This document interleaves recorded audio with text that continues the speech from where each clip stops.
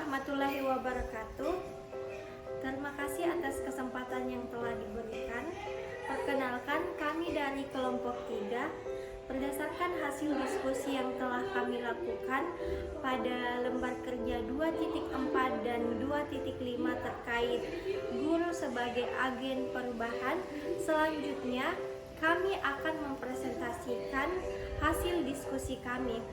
Untuk materi pertama akan dibawakan oleh saya sendiri, Nur Irfani. Materi kedua akan dibawakan oleh saudari Muhajirah. Materi ketiga akan dibawakan oleh saudari Nur Fitri AR. Di keempat akan dibawakan oleh saudari Nesa Mandani Herman. Materi kelima akan dibawakan oleh saudari Nur Faida Wiyatni, dan yang terakhir akan dibawakan oleh saudara Ahmad Zuli.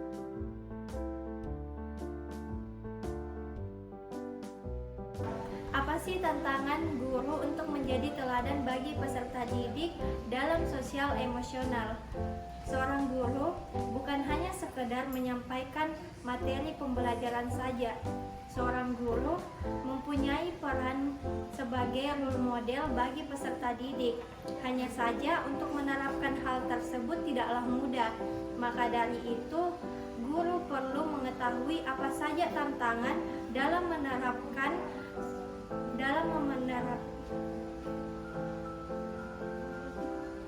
Maka dari itu, guru perlu mengetahui apa saja tantangan dalam menerapkan sosial emosional di kelas. Baik, saya Muhajirah akan memaparkan tentang tantangan yang dihadapi oleh guru. Adapun tantangan yang dihadapi oleh guru yaitu yang pertama, kompleksitas perkembangan peserta didik. Nah, di sini kompleksitas perkembangan peserta didik biasanya yang memicu atau yang dapat tentunya guru bisa melihat masalah-masalah yang ada di peserta didik tersebut. Adapun masalah-masalah yang ada di peserta didik yaitu kurangnya motivasi belajar dari siswa. Kemudian siswa kebanyakan bermain ketika proses pembelajaran, dan peserta didik biasanya tidak memperhatikan gurunya dalam menjelaskan materi. Jadi guru biasanya harus pintar-pintar memilih atau mengelola kelas dengan baik. Kemudian yang kedua, tantangan kedua yaitu tekanan waktu dan beban guru meliputi ada kegiatan pokok di sekolah, kemudian merencanakan pembelajaran, kemudian melaksanakan pembelajaran dan menilai hasil pembelajaran dan membimbing dan melatih peserta didik. Jadi tugas guru itu sangat banyak. Jadi perlu adanya pengelolaan manajemen waktu untuk mengatur proses pembelajaran dengan tugas-tugas pokok lainnya. Kemudian adapun tantangan yang ketiga yaitu kurangnya pelatihan. Kurangnya pelatihan di sini guru sebaiknya mengikuti workshop yang bisa mengembangkan potensinya, seperti workshop model media pembelajaran dan workshop pelatihan lainnya. Kemudian yang keempat, mengelola emosi sendiri. Untuk tantangan mengelola emosi sendiri di sini, guru tentunya mengatur emosinya di dalam pada saat memberikan pembelajaran. Seperti ketika masalah pribadi guru, ada masalah pribadi seorang guru, tentunya tidak guru harus mengesampingkan emosi masalah-masalah tersebut ketika sudah berada di dalam kelas. Emosinya tentunya harus dijaga dan agar peserta didik juga bisa nyaman dalam belajar. Adapun contoh kasus di sini ada dua. Contoh kasus yang pertama yaitu kurangnya keterampilan dalam mengelola kelas. Kurangnya keterampilan dalam mengelola kelas, sebaiknya seorang guru tentu harus memberikan pembelajaran yang interaktif, memberikan media pembelajaran ketika proses pembelajaran atau memberikan materi pembelajaran dengan menggunakan media yang interaktif yang melibatkan peserta didik agar memberikan stimulus respon kepada peserta didik dan peserta didik ikut terlibat di dalam pembelajaran tersebut. Jadi peserta didik juga dapat dimotivasi atau memotivasi peserta didik dalam belajar karena dengan adanya model pembelajaran yang interaktif, peserta didik akan termotivasi dalam belajar dan semangat dalam mengikuti proses pembelajaran. Jadi guru harus juga pintar-pintar dalam memberikan media pembelajaran dan disesuaikan dengan materi-materi yang diajarkan tersebut. Adapun kasus yang kedua yaitu terlalu fokus pada akademik. Nah, di sini guru juga biasanya menilai asesmennya itu di akademiknya siswa saja. Dia hanya berpatokan pada akademiknya. Namun kita ketahui bersama bahwa peserta didik itu tiap tingkat pengetahuannya itu berbeda-beda. Jadi guru semestinya tidak melihat dari akademik peserta didik tersebut saja. Bisa saja kita bisa melihat minat belajarnya siswa, apa saja yang dia minati, kemudian ada bakat tersendiri dari peserta didik tersebut. Setiap peserta didik punya bakatnya masing-masing. Terima kasih.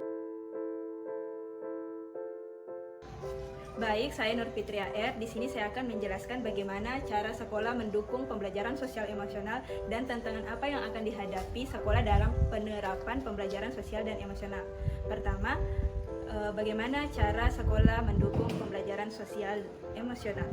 Yaitu yang pertama, sekolah harus memberikan lingkungan positif yang mendukung dan aman serta nyaman.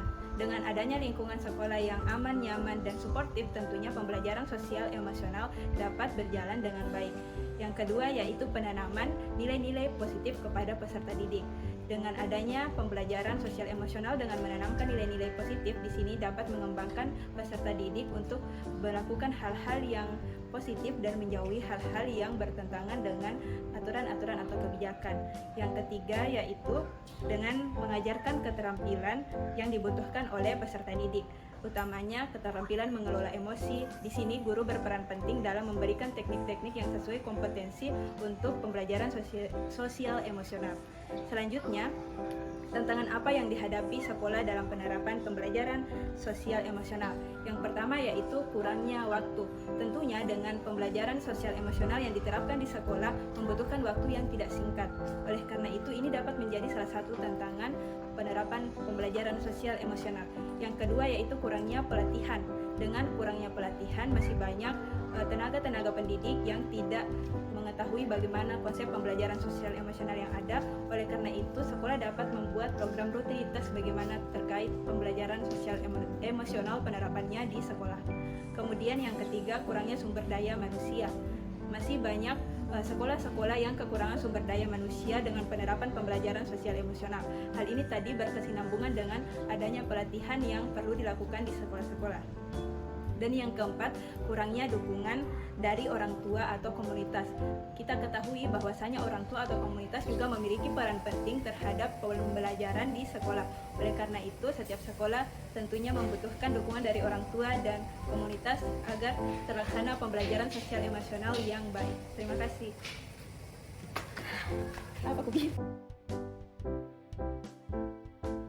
Iya, karena karakteristik peserta didik mempengaruhi penerapan pembelajaran sosial emosional tersebut.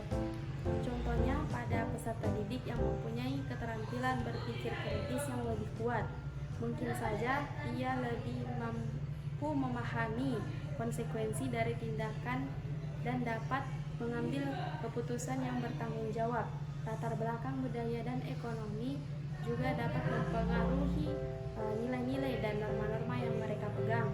Hal tersebut dapat berdampak pada cara mereka dalam berinteraksi dengan orang lain dan mengelola emosi mereka.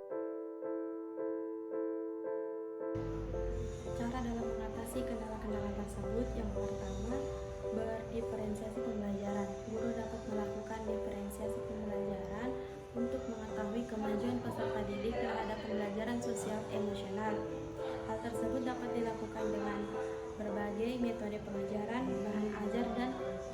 kesulitan. Yang kedua, kolaborasi dengan orang tua.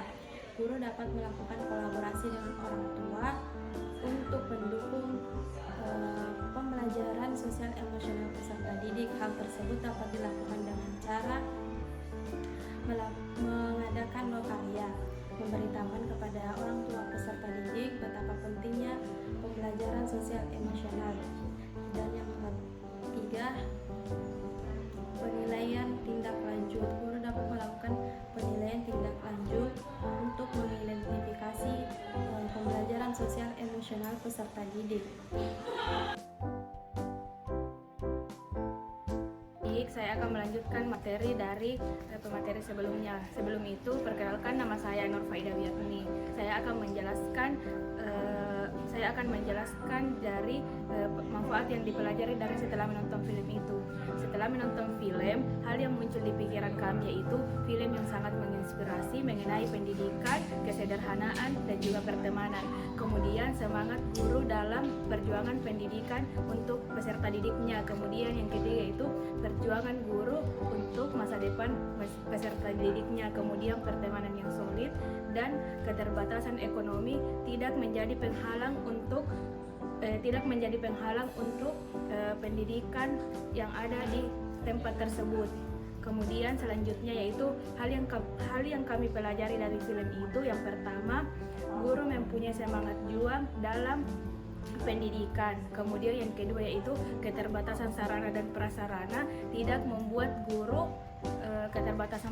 sarana dan prasarana tidak membuat guru untuk kurang semangat dalam memperjuangkan pendidikan bagi peserta didiknya.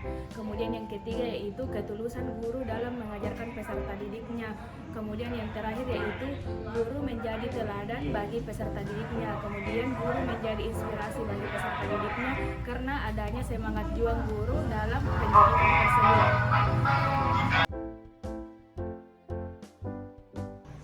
Hal yang menunjukkan film tersebut mengenai guru sebagai agen perubahan itu ada dua. Yang pertama, inspirasi dan motivasi, dan yang kedua adalah perkembangan mandiri. Di mana di inspirasi dan motivasi, John Keating adalah seorang guru yang menginspirasi dan memotivasi murid.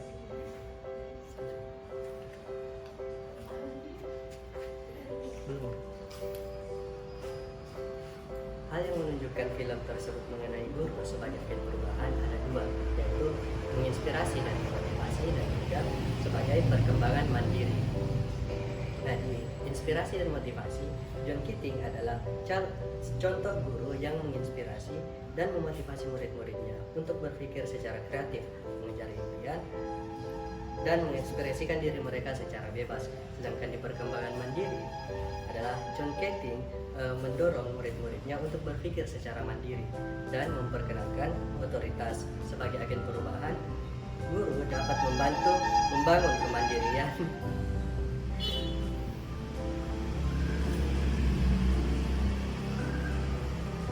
Nah, untuk perkembangan mandiri, John Keating mendorong murid-muridnya untuk berpikir secara mandiri dan mempertanyakan otoritas sebagai agen perubahan. Baik, itulah tadi hasil diskusi dari kelompok kami. Sekian dan terima kasih. Wassalamualaikum warahmatullahi wabarakatuh.